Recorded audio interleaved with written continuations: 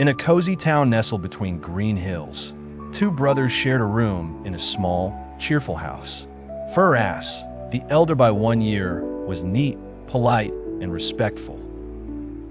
He helped his parents, cared for others, and never forgot to say please and thank you. His younger brother Furass was wild.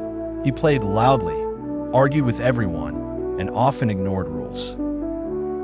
Breakfast chaos. One morning, the family gathered for breakfast. Furass quietly helped their mother toast bread, poured juice for everyone, and made sure the chairs were in place. Furass stumbled in late, still in his pajamas. He plopped into his seat, knocked over the orange juice, and laughed. When their mother sighed and went to get a towel, he shrugged. Furass gently mopped the mess. School morning.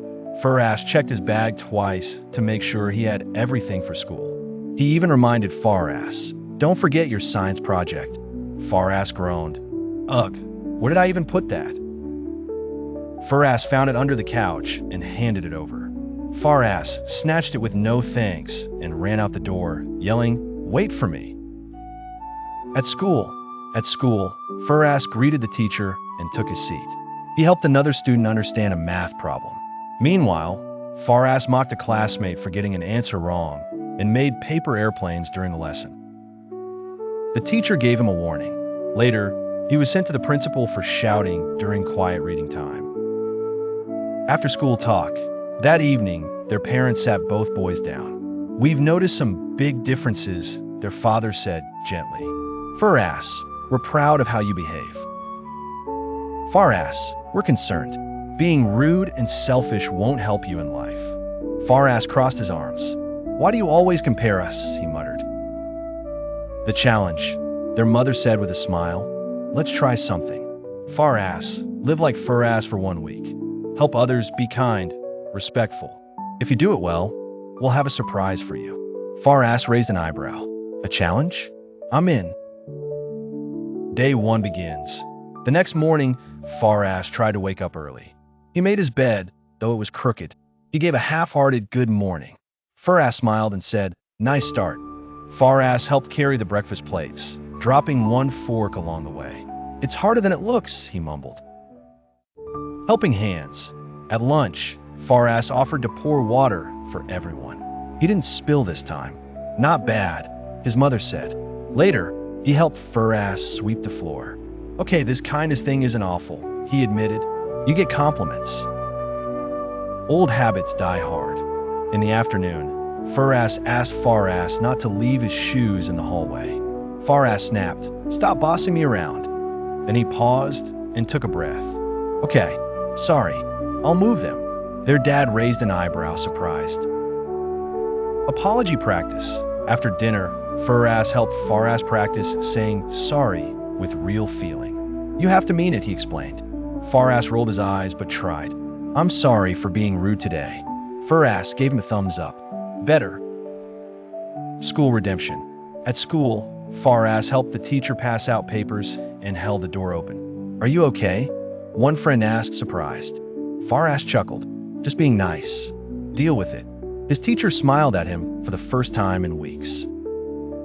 Evening reflection. That evening, Furass flopped onto his bed and sighed. "Kindness is exhausting." Furass replied from across the room. "Yeah, but the rewards are better than you think." Furass looked at his reflection. "I guess I do like being noticed for good things." Helping a stranger. On the way home from the park, Furass saw a woman looking for her dog. Without thinking, he ran to help. He spotted the little brown dog in a bush, picked it up gently, and gave it back. The woman was so grateful she cried. "You're a hero," she said. Furass glowed with pride. Slip up. On day 5, Furass lost his temper when Furass changed the TV channel. He shouted, slammed a pillow, and stormed off. But 10 minutes later, he came back. "I was wrong. I'm sorry," I shouted. Their mother, watching silently, smiled from the kitchen. A new routine. Furass began waking up early with Furass, helping their mom without being asked, and even doing homework without complaining. Their father joked, "Who are you, and what have you done with Furass?" Furass laughed.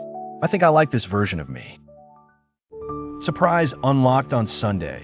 Their parents gave Farass a small wooden box. Inside was a silver medal engraved with "Kindness is power." "You did it," said their mother. "Not perfectly, but with real heart."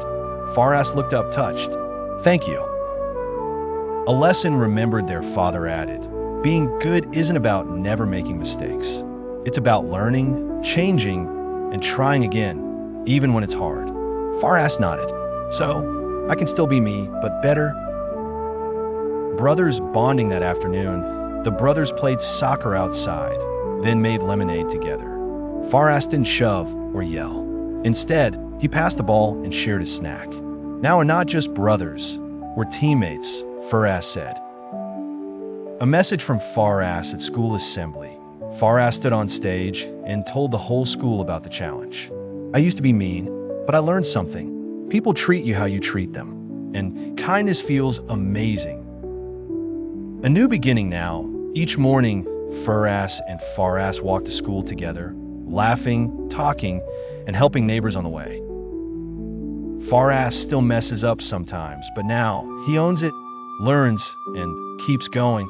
The town doesn't call him the bad boy anymore. They just call him Farass, the boy who changed.